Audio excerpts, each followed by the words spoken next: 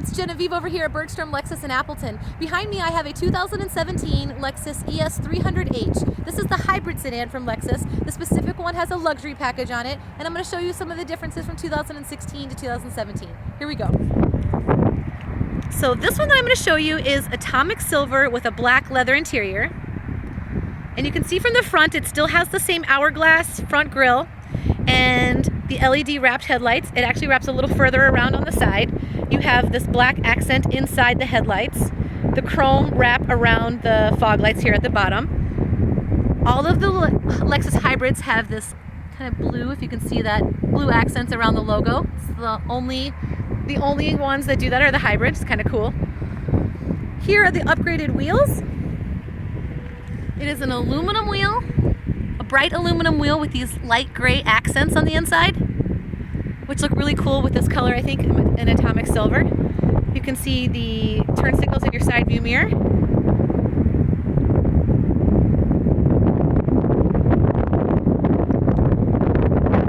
to the back, it still has the LED rear lighting as well.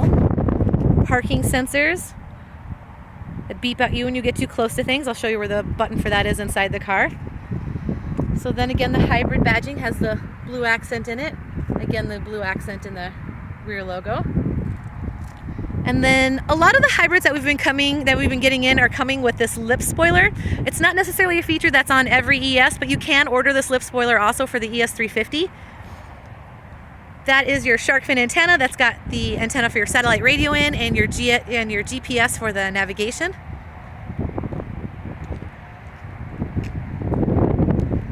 So here is that atomic silver. Even though it's cloudy, this color is still really beautiful. And then you've got the hybrid badging on the bottom of the rear passenger doors. So this is the black leather interior with the brown espresso wood, and I'll show you. The wood actually has these like black stripes in it. It's kind of hard to see here in the video. I'll see if I can show you a little bit better inside the car. One touch open close for all your windows. It does have memory seating. These are your power adjustments for your seat. And then some of the additional features it's got over here. This is a button that goes in association with your headlights, the brights of your headlights.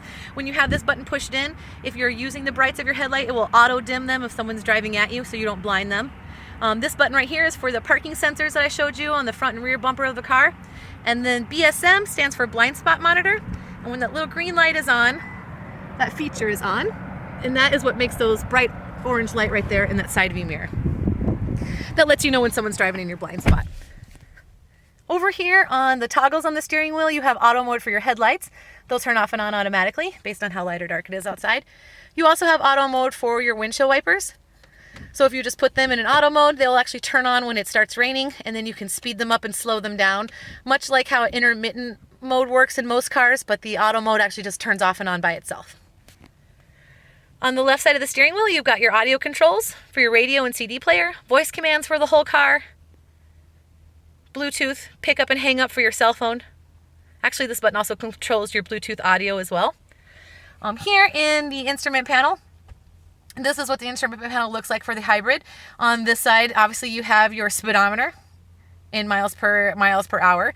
You can also actually switch that to kilometers per hour. These two can flip-flop back and forth.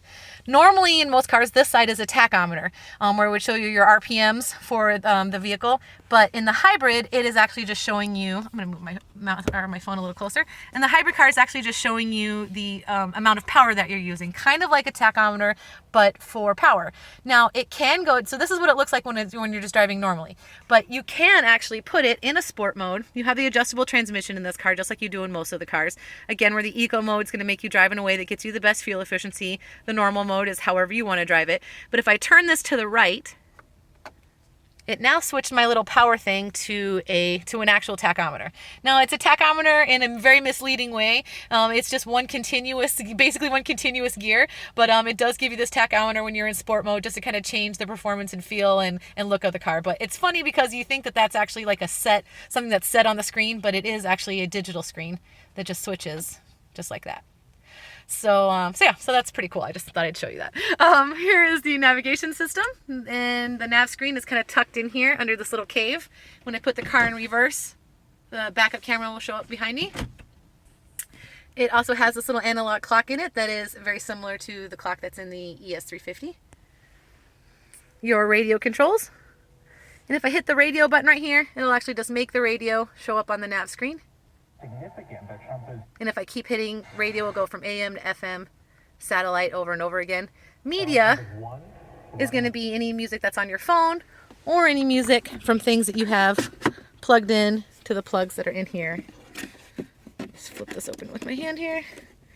In this little center console, it has USB and auxiliary plugs. So anything that you've got plugged in there will also show up with the media button as well. The bottom part underneath it is dual climate control, so you can have different temperatures on either side of the car. And these are other adjustments in the middle of it as well, where you can leave it on an auto mode, where it will also just work like the air conditioning at your house, where you set the temperature to whatever you want, and it'll increase and decrease on its own to keep the car at whatever temperature you've picked. Heated seats and air conditioned seats for both the passenger and the driver's side. Heated steering wheel. And the heated steering wheel just heats up just the leather portions on the left and right side here. That's the control for the transmission that I was talking to you about. Another cup holder right here. This is the control for the mouse. It's actually called the remote touch.